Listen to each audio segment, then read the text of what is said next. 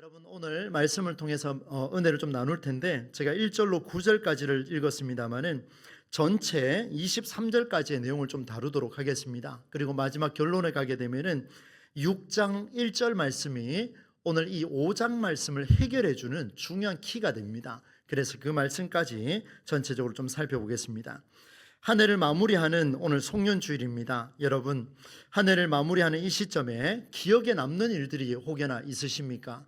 아마 많은 분들이 한 해를 점검하면서 이런 일 저런 일을 고민을 해보실 텐데, 그 많은 일들이 떠오를 때 생각을 해보면 평범했거나 그냥 일상적으로 지나가는 일들은 거의 기억이 나지 않을 겁니다.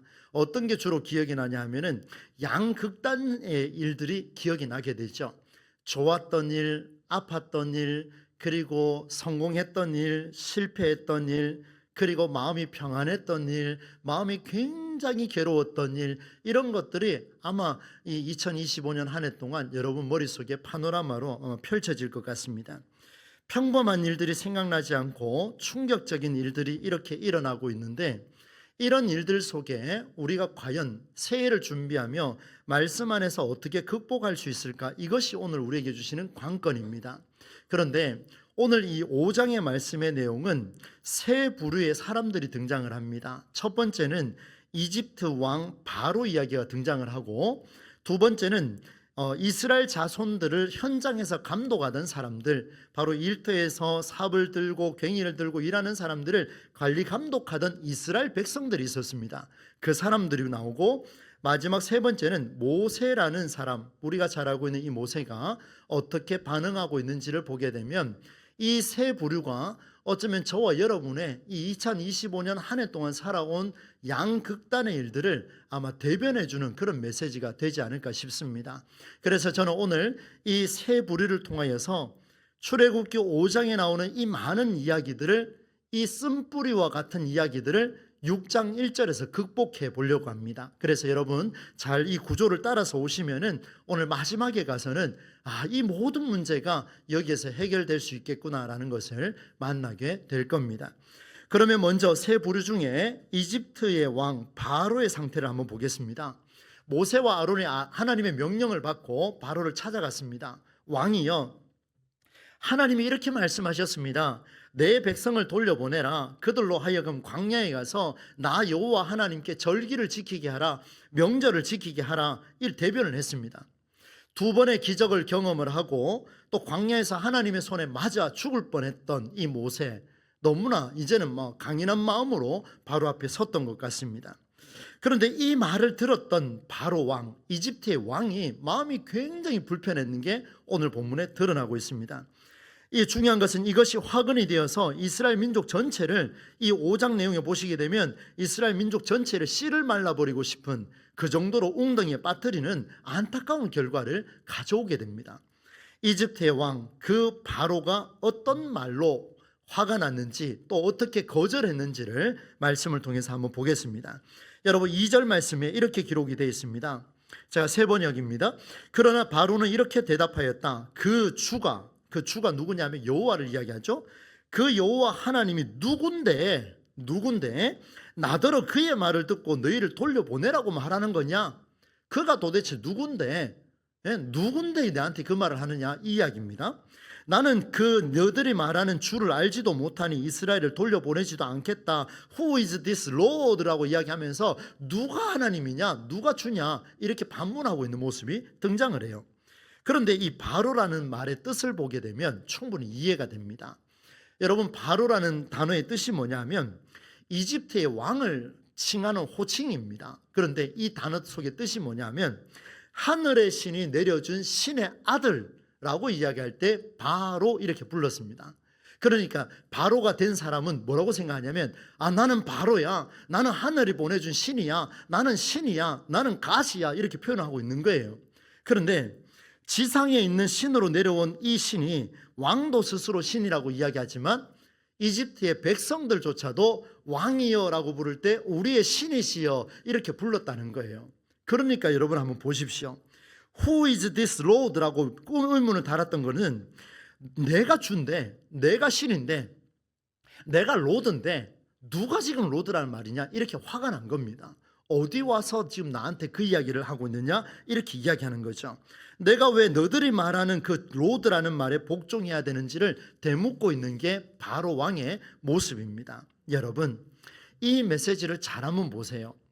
이것을 무엇으로 표현할 수 있냐면 나 외에 다른 신이 또 있느냐 이렇게 묻는 것과 같습니다. 내가 신인데 너들이 말하는 그런 신은 내가 본 적도 없다. 내가 신이니 나한테 경배해라 이렇게 말하는 꼴이 지금 모습에서 드러나고 있어요. 바꿔서 이야기하면 내 생각을 절대적으로 신봉하는 사람들의 모습이 이 바로와 같습니다. 나라는 존재로 인정받지 못했을 때, 여러분 우리 사람들은 당연한 이야기죠.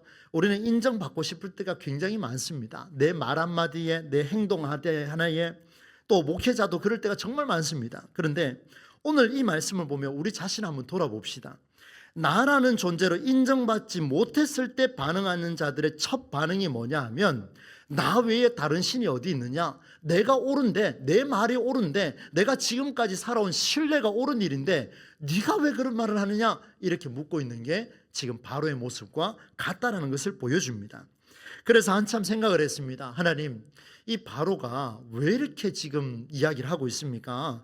자기가 신이면 신이라고 말하면 되지 왜 이렇게 화를 냅니까? 라고 생각하려고 말씀을 묵상하는데요, 끊임없이 추적해서 들어가니까 이 바로가 왜 이렇게 말했는지를 알 수 있었습니다. 여러분, 자기의 의로움을 드러내고 자기가 옳다고 말하는 사람들을 보게 되면 우리 자신도 마찬가지입니다. 저도 마찬가지죠. 옳다고 말하는 사람들을 끝까지 보게 되면 그 사람은 무언가를 두려워하고 있다는 것을 알 수가 있습니다. 그게 무엇일까요? 그것은 스스로 옳다고 생각하며 스스로 옳다고 불렸던 나보다 내가 옳았는데 나보다 더 옳은 사람이 나타나니까 이제 화가 나는 겁니다. 나보다 더 옳은 사람이, 더 옳은 위대한 신이 나타났다는 소리가 두려웠기 때문에 어떻게 반응하냐 하면은 나 외에 다른 신이 어디 있느냐, 목사의 말이 옳은 거 아니냐 이렇게 표현을 한다는 이야기입니다. 더 옳은 사람이 나타나니까. 사랑하는 성도 여러분, 이렇게 옳다고 생각했는데 정작 나보다 더 옳다고 주장하는 자가 나타나면 굉장히 두려워지는 게 사실이죠. 이런 생각에 빠진 사람들이 취하는 자세가 있습니다. 오늘 바로왕을 보시면서 한 해 동안의 우리의 삶을 한번 점검해 보겠습니다.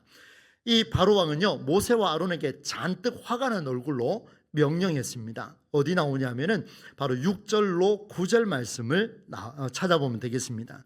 세 번역입니다. 바로는 그날로 이스라엘 백성을 부리는 강제노동 감독관들과 작업반장들에게 명령하였다. 너희는 벽돌을 만드는 데 쓰는 짚을 더 이상 이전처럼 저 백성에게 대주지 말라. 그들이 직접 가서 짚을 모아오게 하여라. 그러나 직접 가서 짚을 갖고 오는데 그러나 벽돌 생산량은 이전과 똑같이 만들어라. 이 말이 안 되는 소리죠. 만들어내는 벽돌의 수가 줄어들어서는 안 된다. 그들이 게을러서 그들의 하나님께 제사를 드리러 가게 해달라고 말 떠드는 저 모습을 보니 9절 말씀입니다. 함께 한번 읽어보겠습니다. 시작. 그들에게는 더 힘겨운 일을 시키고 그 일만 하게 하여서 허튼 소리에 귀를 기울이지 못하게 하여라. 화가 얼마나 났으면 이렇게까지 이야기하겠습니까? 여러분, 이건 뭐 거의 최악의 상황을 명령한 것과 같습니다. 사람이 이렇게 해도 됩니까? 재료를 주지 않으면서 벽돌을 만들고 하루 생산량을 이전과 같이 똑같게 하라, 죽으란 얘기하고 똑같은 이야기죠. 더 힘든 일만 시키고 허튼 소리 못하게 하라, 모세와 아론의 말을 듣지 못하게 하라, 뭐 이런 등등의 이야기들 전부 다 나보다 더 높은 신이 있다고 말했으니 그 신, 나보다 못한 걸 내가 증명하겠다. 당신의 말이 나보다 옳다고 이야기했으니 당신 말이 틀렸다고 말하는 걸 내가 증명해 보이겠다라고 말하는 사람들의 유형의 모습이 바로 이 모습들이라는 것을 우리에게 보여줍니다. 여러분, 바로가 얼마나 두려웠기에 이렇게까지 하겠습니까? 내가 틀렸다라는 것을 들키고 싶지 않은 사람들의 모습입니다. 내가 틀렸으면 틀렸다고 말하면 되는데 사람들이 그렇지 않더라는 거예요. 이런 삶은 내가 할 수 있는 모든 수단을 동원하여 왕의 권력과 내가 할 수 있는 지식과 내가 할 수 있는 물질까지 써가며 괴롭혀서 드러나는 행동과 같습니다. 얼마나요? 내가 옳다는 생각을 거부하는 자에게 완전히 일어서지 못하게 하도록 죽기까지 고생하게 만드는 모습이 이렇게 드러나고 있습니다.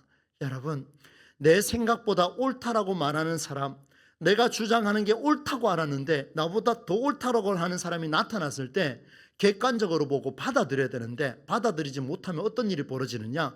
바로 이와 같은 모습들이 드러난다는 거예요. 내가 할 수 있는 모든 수단을 동원해서 깎아내리고 무너뜨려야 속이 편한 게 바로 사람들의 모습이라는 것을 보여줍니다. 여러분, 굉장히 충격적이죠. 여러분, 한 해 동안 살아오시면서 여러분의 삶을 옥죄고 있는 양극단의 여러 가지 일들이 있을 겁니다. 이런 사건들 중에 반드시 내가 이건 보복하고 복수해야 되겠다는 생각을 버리지 못한 게 있습니까? 여전히 그를 궁지에 빠뜨릴 최악의 시나리오까지 마음에 담아둔 일이 혹시나 지금 여기에 가지고 계신 분이 계십니까? 아직도 내게 남아있다면 여러분에게 물어보시기 바랍니다. 나는 무엇을 두려워하고 있는가? 내가 두려워하는 게 있기 때문에 그렇게 반응할 수밖에 없다는 것을 보여줍니다. 그래서 생각했습니다. 하나님, 이것 좀 훌훌 털어버릴 수는 없을까요?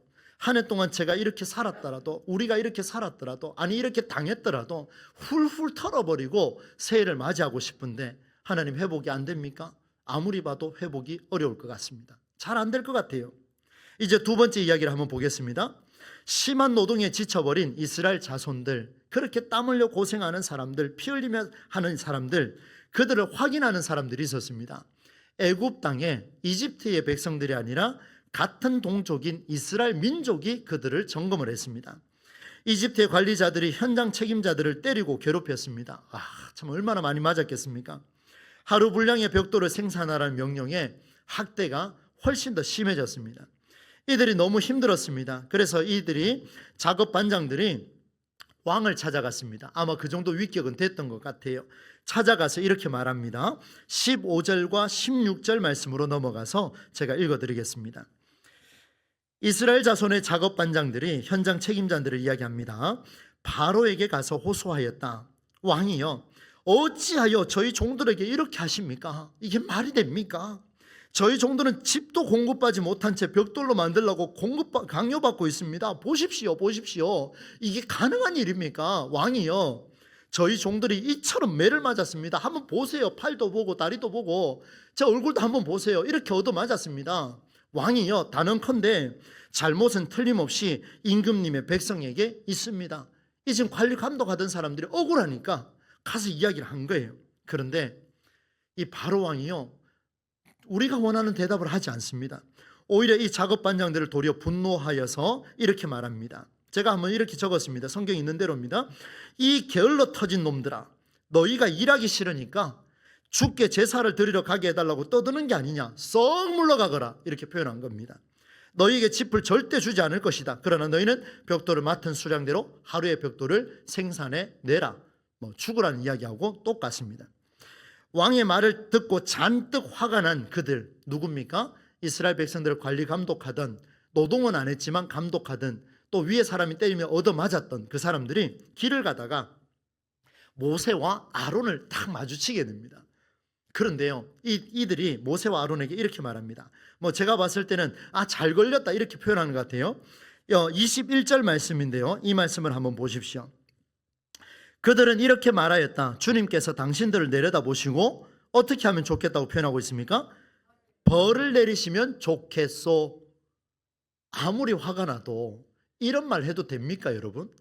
내가 믿고 있는 신이, 같이 믿고 있는 그 형제한테, 그 자매한테, 하나님, 내가 믿고 있는 그 신이 당신들을 내려다보고 당신들을 죽였으면 좋겠소, 이렇게 표현을 한 겁니다.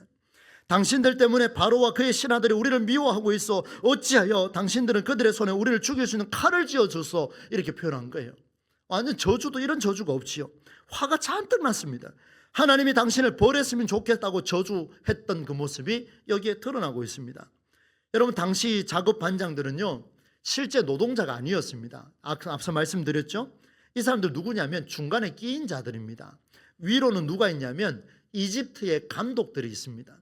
아래로는 누가 있냐면 이스라엘 백성들 일하는 사람들이 있습니다. 그러니 중간에 끼어가지고 위에서 때리면 맞아야 되고 밑에서 말 안 들으면 또 때려야 되고, 이 중간에 끼어서 이러지도 못하고 저러지도 못하는, 정말 때로는 가해자가 되기도 하고 때로는 피해자가 되기도 하는 이런 안타까운 인생을 산 사람들이 누구냐면 이 작업 반장들이었습니다. 낀 인생이죠. 우리가 흔히 그런 말을 쓰지 않습니까? 우리는 낀 세대다 이런 표현 쓰지 않습니까? 그 고충하고 거의 유사하다고 보시면 되겠습니다.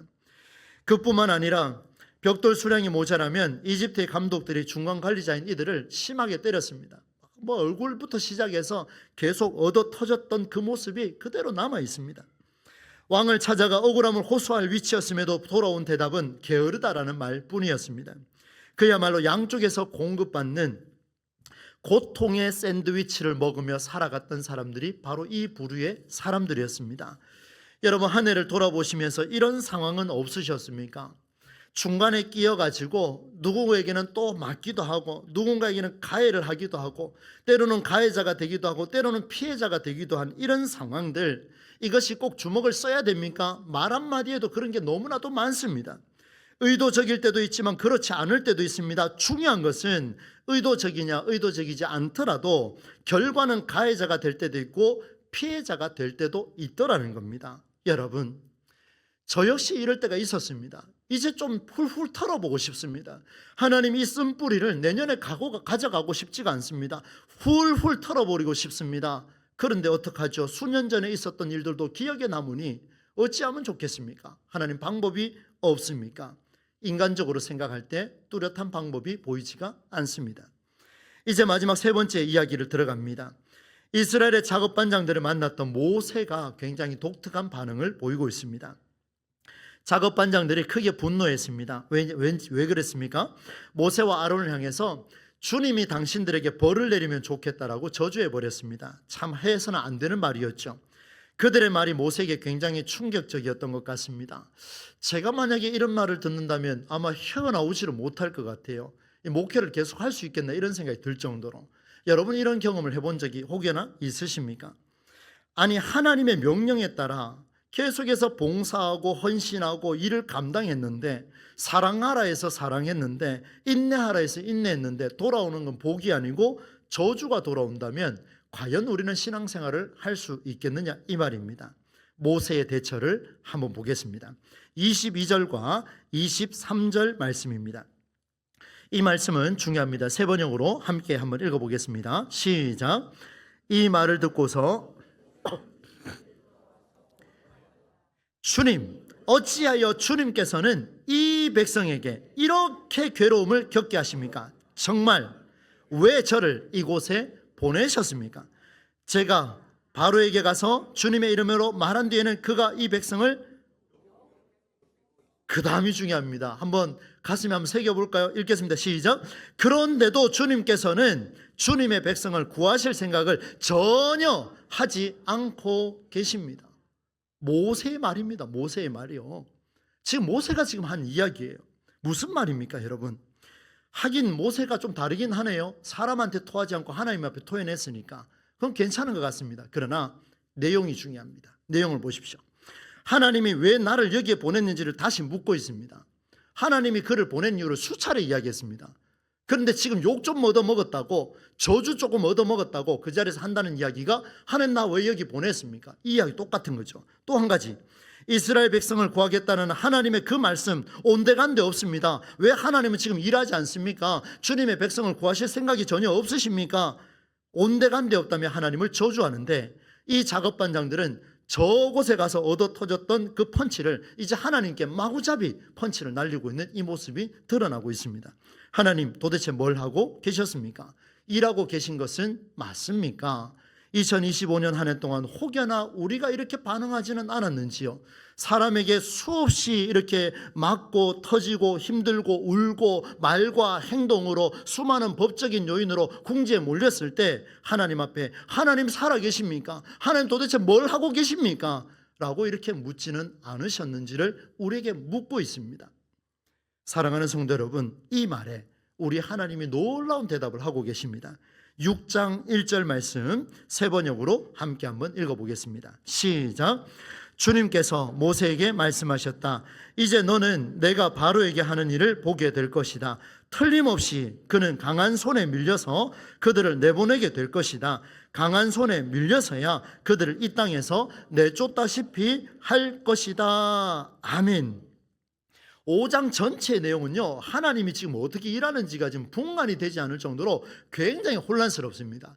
2025년 한 해 동안 너무나 혼란스러운 인생을 살아온 우리의 모습과 별로 다르지가 않습니다. 그때 우리 주님께서 6장 1절 말씀 우리에게 주시는데요, 이 말씀이 위력이 있는 이유를 이제 결론으로 여러분에게 제시를 합니다. 여러분, 모세의 저주와 상관없이 하나님의 일하심은 계속되고 있었습니다. 할렐루야. 여러분 믿으시지요? 모세가 아무리 하나님 앞에 저주해도 하나님의 일하심은 계속되고 있었습니다. 모세는 자신을 향한 온갖 욕설과 모욕을 견디지 못하고 하나님 앞에 호소했지만 우리 하나님은 변함없이 저와 여러분과 모세와 소통하며 일하고 계셨습니다. 우리가 몰랐을 뿐이에요. 6장 1절에 오늘 설교 제목을 이렇게 적었습니다. 강한 손이 일하시기까지. 그러면 도대체 어떤 일이 있었느냐? 여러분, 이 말씀은요, 이미 모세에게 하나님이 알려줬던 내용입니다. 우리가 이미 봤습니다. 여러분, 3장 19절과 20절 말씀인데요, 역시 제가 읽어드리겠습니다. 그러나 내가 이집트의 왕을 강한 손으로 치지 않는 동안에는 그가 너희를 내보내지 않을 것이라는 것을 나는 뭐라고 되어 있습니까? 안다. 우리 하나님이 이미 모세에게 말했어요. 가르쳐 줬어요. 직접 친절하게 이야기해 줬습니다. 내가 알고 있다. 그 다음에요, 그러므로 나는 손수 온갖 이적으로 이집트를 치겠다. 그렇게 한 다음에야 어떻게 해요? 그렇게 한 다음에야 너희를 내보낼 것이다. 아직 시간이 아직 남았다는 거예요. 하나님이 지금 일하고 있는데 너 지금 도대체 뭔 소리 하느냐? 내가 지금 이렇게 일하고 있지 않느냐? 이렇게 표현한 겁니다. 그런데 여러분, 이 말을 이렇게 한번 정리해 볼게요. 하나님은 모세에게 이미 하셨던 그 말씀을 근거로 하여서 철저하게 일하고 계셨지만 모세는 그 순간 말씀을 잊어버렸습니다. 보복하고 싶은 생각이 생겼을 때 말씀을 잊어버렸습니다. 누가요? 바로 첫 번째 등장했던 이 바로 왕이요. 두 번째는 누굽니까? 이스라엘을 감독했던 사람들, 그들도 말씀을 잊어버리고 나니까 모세를 만나는 순간 저주해버렸습니다. 하나님이 당신을 죽이기를 원합니다. 저주해버렸습니다. 모세는 어떻습니까? 말씀을 잊었더니만 급기야 온갖 욕설과 모욕 때문에 살아계신 하나님을 저주해버리는 이런 일이 벌어졌습니다. 사랑하는 성도 여러분, 이 말씀 오늘 이렇게 정리를 해볼 텐데요, 마태복음 18장 18절 말씀을 여러분에게 알려드리도록 하겠습니다. 이 말씀 같이 한번 읽어보도록 하겠습니다. 시작. 내가 진정으로 너희에게 말한다. 무엇이든지 너희가 땅에서 매는 것은 하늘에서도 매일 것이요 땅에서 푸는 것은 하늘에서도 풀릴 것이다. 아멘. 오늘 5장에 나오는 이 메시지와 6장 1절의 메시지를 우리가 적용하기 위해서 제가 한 예를 든 겁니다. 여러분, 마태복음 18장 18절 말씀은 누가 한 이야기입니까? 예수님이 하신 이야기예요. 예수님이 입에서 나온 말씀으로 하신 말씀입니다. 그렇다면 이 말씀이 던져졌다면 모세가 어떻게 해야 됩니까? 오늘 우리가 어떻게 해야 됩니까? 하나님의 말씀을 들었다면 그 말씀을 어떻게 해요? 너희가 땅에서 매면 하늘에서도 매일 것이요 땅에서 풀면 하늘에서도 풀릴 것이요. 아니, 이렇게까지 말씀을 해주셨지 않습니까? 그런데 우리 한 해 동안 정말 이렇게 해서 땅에서 한번 매보셨습니까? 말씀에 따라. 여러분, 중요합니다. 예수님이 하신 말씀에 따라 땅에서 매야 하늘에서도 매일 것이고 땅에서 풀어야 하늘에서도 풀립니다. 말씀이 없는, 성경을 묵상함이 없는, 전혀 말씀과 상관없는 내 생각과 내 기준과 내 보복과 내 저주와 이런 모든 것들로 매어버리면 하늘에서는 절대로 매주지 않겠다. 그것으로 내가 땅에서 풀면 하늘에서는 풀어주지 않겠다는 거예요. 어마어마한 메시지 아니겠습니까? 정말로 중요한 메시지입니다. 사랑하는 성도 여러분, 한 해를 정리하며 송년주일 어떤 말씀으로 선포할까 정말 고민 많이 했습니다. 그러나 저는 출애굽기를 벗어나지 않으려고 몸부림쳤고 이 안에서 하나님께서 오늘 마지막 주일 주시는 귀한 메시지입니다. 여러분, 한 해 동안 이렇게 살아오셨습니까? 세 가지였습니다. 첫 번째, 바로왕처럼 내 생각이 옳다는 것에 흠이 생기면 누군가가 나를 지적하고 나를 힘들게 하고 그렇게 하면 이제는 보복해야 되겠다. 말로, 행동으로, 어떻게든 법으로 그를 복수하고 연구하며 완전히 망신 주려고 지금까지 생각해온 게 있다면 여러분 자신을 돌아보시기를 바랍니다. 왜요? 그 안에 말씀이 없습니다. 말씀이 없는 자기 욕구밖에 없습니다. 두 번째, 이스라엘의 자손들과 이집트 감독관 사이에 끼어가지고 위에서는 때리면 맞아야 되고 밑에는 피해자가 되기도 했던, 때로는 가해자가 되고 때로는 피해자가 됐던 이런 인생 때문에 주변에 있는 사람에게 저주한 적이 있습니까? 하나님, 저렇게 해서 예수 믿어 되겠습니까? 이렇게 말한 적이 있습니까? 그렇다면 여러분 마음속에는 주의 말씀이 없습니다. 하나님은 절대로 사람을 저주하라 말한 적이 없습니다. 하나님은 절대로 사람을 미워하라 그렇게 말한 적이 없습니다. 우리 안에 말씀이 없기 때문에 그렇게 될 수밖에 없지요. 마지막, 하나님의 일하심을 조롱하고 저주하며 한 해를 보내셨습니까? 그렇다면 우리의 쓴뿌리를 오늘 없애봅시다. 왜요? 모세는 그 순간 말씀을 잊어버렸습니다. 내가 듣고 싶지 않은 이야기를 들었을 때 너무나 충격이 커서 그 순간 멘탈이 붕괴되어서 어떤 일이 벌어집니까? 하나님의 말씀은 사라지고 그에게 어떻게 해야 될 것인가, 그리고 하나님께 어떻게 해야 될 것인가, 이렇게 표현하고 있는 우리의 어리석음을 오늘 출애굽기 5장을 통해서 우리에게 주십니다. 여러분에게도 주신 메시지만 한 해를 정리하는 저에게도 하나님이 송곳으로 찔러주시는 그런 메시지였습니다. 사랑하는 성도 여러분, 말씀을 맺습니다. 우리는 인정받고 싶습니다. 그러나 인정받지 못하고 서럽고 억울할 때 북받쳐 나타나는 현상이 바로 이 세 가지의 현상입니다. 모두 말씀, 성경, 하나님의 약속의 말씀을 들어도 귀를 닫아버리는 이렇게 말씀에 무감각해진 현대인의 모습을 우리에게 말해주고 있습니다. 여기에서 벗어날 수 있기를 간절히 소망합니다. 사랑하는 여러분, 성경의 말씀, 이것을 늘 마음에 새기고 가장 강력하게 나를 힘들게 하는 순간이 딱 터졌을 때 다시 겸허하게 말씀으로 돌아가 한 구절을 읽더라도 하나님, 이 사건을 이 말씀 속에서 어떻게 해결하면 좋을까요? 라고 물을 수 있는 그런 심령이 우리에게 일어나야 될 것입니다. 여러분, 여러분을 괴롭혔던 수많은 매듭을 이제 말씀의 칼로 한번 끊어내 보십시오. 그때 놀라운 역사가 일어납니다. 여러분, 이 말씀의 칼로 끊어낼 때에 6장 1절의 메시지가 놀라운 역사로 우리에게 드러날 것입니다. 지난 한 해 수많은 쓴뿌리는 내려놓으시고 이제 4일 동안 말씀으로 잘 정리하셔서 새해에는 하나님의 강한 손이 우리의 삶을 역동적으로 이끌어가는 그런 은혜가 주어지기를 소망합니다. 우리 동부제일교회 모든 성도들에게 앞서 말씀드린 모든 쓴뿌리 예수님의 이름으로 물러가게 될 줄로 믿습니다. 말씀의 역사만이 살아날 것입니다. 이 일을 통해서 송구 영신 예배까지 잘 회복하셔서 잘 메고 잘 풀어서 만날 수 있기를 우리 주 예수님의 이름으로 간절히 축원합니다.